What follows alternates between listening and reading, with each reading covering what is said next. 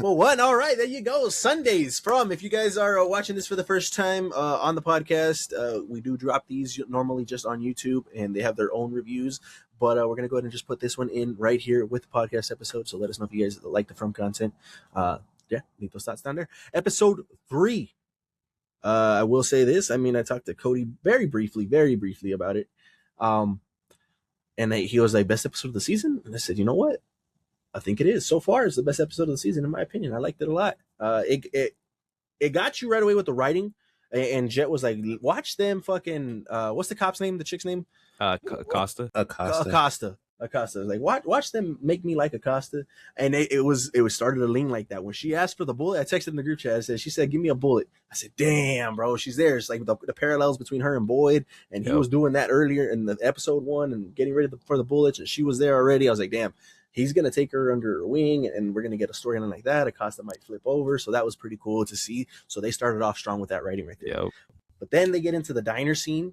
Well, not before the diner scene. They get into the fucking crow, the berry. Yeah. They're burying Jim, and the crows show up, and right away you see fucking the man in yellow. Like, what the fuck is going on right now? Like, looking at the crows, he's looking around. He's like, what the hell is happening right now? That's the way I took it, anyways.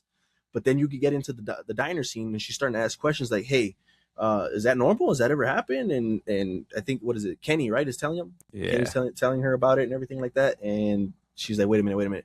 They showed up together too, and I think it was referencing what's his name? What's her name? Jade and the family. What are they? What is their last name? I don't know. Like Matthews. Yeah, the Matthews and Jade showing up at the same time. He was like, oh shit! Like, you could see it in his face. Like, this shit never happened. So I I paused that shit right there. I jumped into Discord. I said, Cody, they answered your fucking question right away, bro. Yeah. Like, how are they gonna beat him? He knows everything. He knows what's going on. He knows how everything's gonna play out. Well, in that beginning scenes, he didn't know what the fuck was going on. So that shit's already, the wrench thrown into the plan already. Like, the crows are showing up. Them showing up together at the same time was not supposed to happen. So we've already got like a trail, like a pathway, I guess, on what's different. And he's thrown for a loop. But after that, he gets into. Go ahead. I gotta interject right now. Go ahead. And I'm not saying you're wrong. I just didn't take it that way. I just took it as him playing the part. You could go back and look at his face though. He's looking at the crows like, what the fuck is happening? Like, he genuinely looks shocked. And because when he's looking out the window, and I was gonna just say that he's starting to cause chaos after he figured all this shit out. He's starting to do his role and cause chaos. He's looking out the window, smiling at fucking the daughter and the mom fucking fighting. Like, he's like, yeah, I did that shit. Like, yeah, fuck yeah. But before that, and he's looking at the crows and shit, he fucking like, whoa, what the fuck is happening? That's how I took it. Like, I don't think none of this shit is planned. Which is fine. But could you not also take that as him, again, playing the part and acting surprised to seeing all that? And that's why it kind of makes sense for him to start asking questions, because he looks so surprised. Like, it's just him playing the role. You could take it like that way, but I really don't think that's what it was. Cody, what do you think? I don't know. I could see both sides. But I don't know, because we don't, like, I guess technically we don't know what he knows, but the only fact that the only thing that we assume for the longest is that everything is in on it, and the way that the town brings people in, and the fact that everybody knows their names, that's the only thing that is leaning towards Justin Seymour. So I really don't know yet, but I can definitely see both sides. Because I don't know. Because his whole thing into getting a reaction out of Julie was like, oh, they came in at the same time, so everything started to fuck up as soon as that happened, because that wasn't normal. And yeah, I don't know. What do you mean it wasn't normal? What wasn't normal? Like, them coming together at the same time? And that's exactly where they weren't supposed to come in together. Yeah, they come in. Like, I think his plan. I don't see it that way.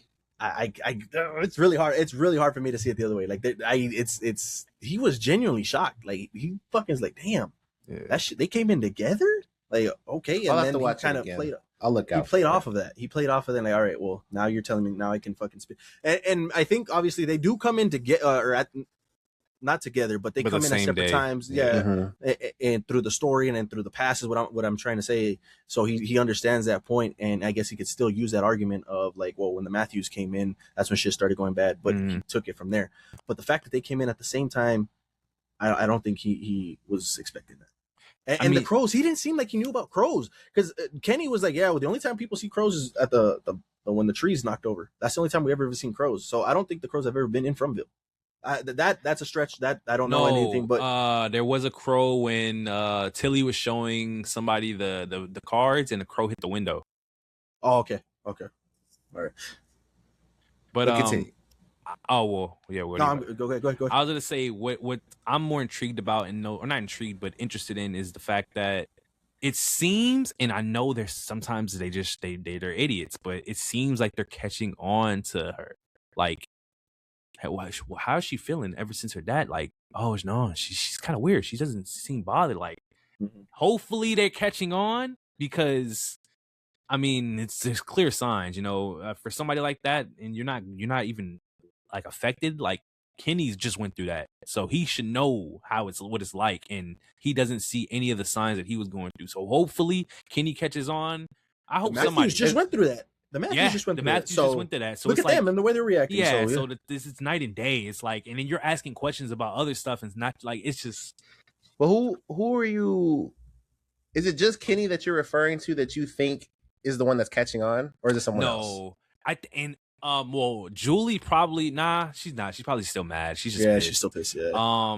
Probably Boyd. I think, right? Boyd is the one that asked. Yeah. So probably Boyd and Kenny, but hopefully Sarah, because she's living with her. I don't know what they're gonna do in that house together. Oh yeah, that's gonna be a whole thing. My instant thought was she's gonna frame Sarah for some shit, and they're gonna believe her because it's Sarah. Oh yeah, I can see that for sure. But the only reason I was gonna say is because Kenny knows that, she's super religious, and she does the whole praying thing. So that could just be like a whole thing into where she's not acting like super sad about her dad, would be the only defense that I could think of. But I don't know about Boyd. I'd have to watch it to see what his reaction to that was.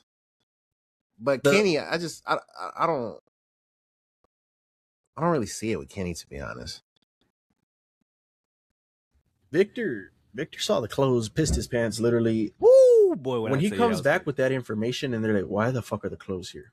That should be like, okay, this is the Man in Yellow. They should go see the paintings that they've seen before of the Man in Yellow. Yes. That should be putting people.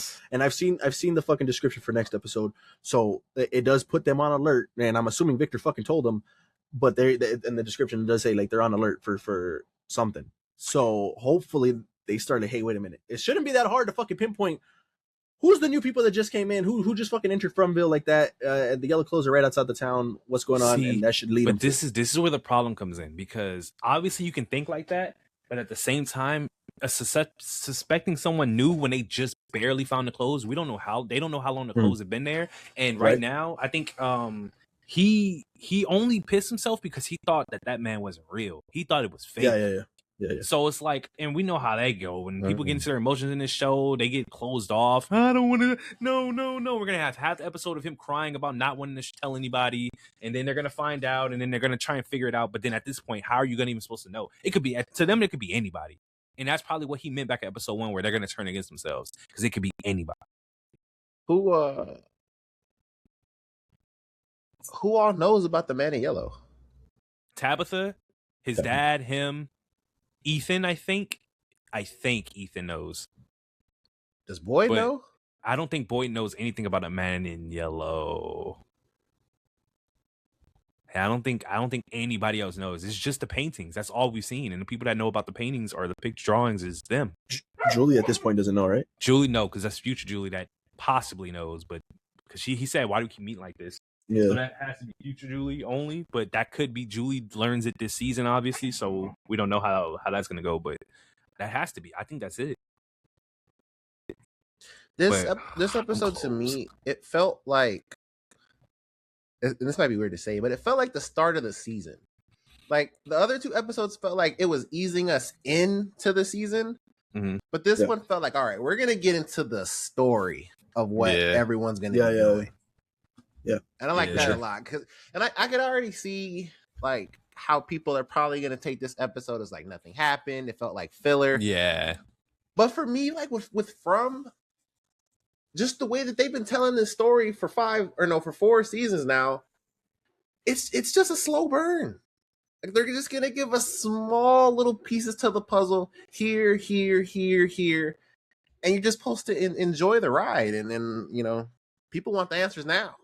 Yeah. They don't want another loss situation, which I get. I understand it, but can we enjoy the ride? Hey, Tabitha said, "Fuck that! I'm going to the tree." Yeah, that was crazy. The tree coming up again, and she wanted to go find the lighthouse. White, the boy in white. Yeah. He said, "I don't know if it's gonna take you to the tree." That's a crazy thing to say. She was ready to go through. Like, is that gonna take me to the lighthouse? You said it wasn't gonna take me to the lighthouse. Is it still gonna do that? Probably not. He said probably not. I think. Yeah, probably not. Hey, listen, when I saw that little nigga, I was like, yo, this TV shit, age shit is crazy. Yeah, it's crazy. He is huge. Like, but they said that. You look different. Yeah, you look different. Yeah. They acknowledged it. That was cool. Yeah. Like, I mean, and you know what? In this show, I buy it, bro. He's a fucking ghost. Yeah. We're in Fromville. Why would you not buy that he fucking aged up somehow, some way? I get it. For sure. But yeah, that was a big kid. Still wearing the same clothes. I was like, damn, Percy Jackson. yeah. And you can only assume that Victor's dad saw him too. No, he saw him. Yeah. He turned like, what the fuck? Like, So, that was cool. That was cool that he saw a lot him of too. this is I don't know, man. A lot of this stuff is interesting because what does it mean? And he said, and I quote, "You're so close, but time is running out." Yeah, he said you're so close, bro. And then he said a line before that, like, that was the tree before. So damn, like they're just aware of all of this, like all the transformations of the tree. Because Tabitha went in it, she made it to the lighthouse. That other dude went in it. I think his name was Dale. He ended up in the pool. Like it was just like, damn, that's crazy. Yo. Yeah. I like the storyline between Ethan and Victor, and then them wrangling Jade into it and explaining the River of Tears or the Lake of Tears to them. Things what it was, right? Lake of Tears. Yeah. Yeah. Lake of Tears. Yeah. And then Jade was just like, all right, well, what is it? Explain it to me. And he was listening. I appreciated that you were listening to him. That's Hell what I'm saying. I love that. Hell yeah. Don't just blow it off. But listen, And even though it didn't make fucking sense to him because he was like, yeah. Yeah, I don't fucking know. Once he said that his mama was having dreams and then this was here, it made sense. Yeah, Ethan was like, well, maybe I didn't make it up. Maybe it's like my mom's situation and I've already seen it and it's here. Like, I thought I made it up, but I didn't. I've already seen it. And we got Julie and my boy Randall. They got the books. They got the books. They was teasing the boy. I thought Randall was finna get got. Yeah. That boy. Thought that house was gonna collapse a little more. Yeah. I thought the zombie was, or the dead body was gonna come alive or do some shit. Yeah, I was gonna grab him or something. But go ahead. No, go ahead. It's at the end. It's the last thing. So I was gonna say, and then this actually goes back to the knowledge thing because at the end of the day, they're about to learn something. We know they're about to learn something. We got the books. We got all this information. They're gonna come together probably. So what's the next cost? That's all I'm worried about right now. Mm-hmm. Yeah, it's a really the mystery's going for sure, and it's we're starting to go. Costa's in there looking at shit that they did they thought was useless. Yeah. There's probably not. There's shit in there that's not useless. There's something in there that's not useless. All right, so let's talk about that because obviously Boyd gave her like the speech about believing and he believes in her and shit like that.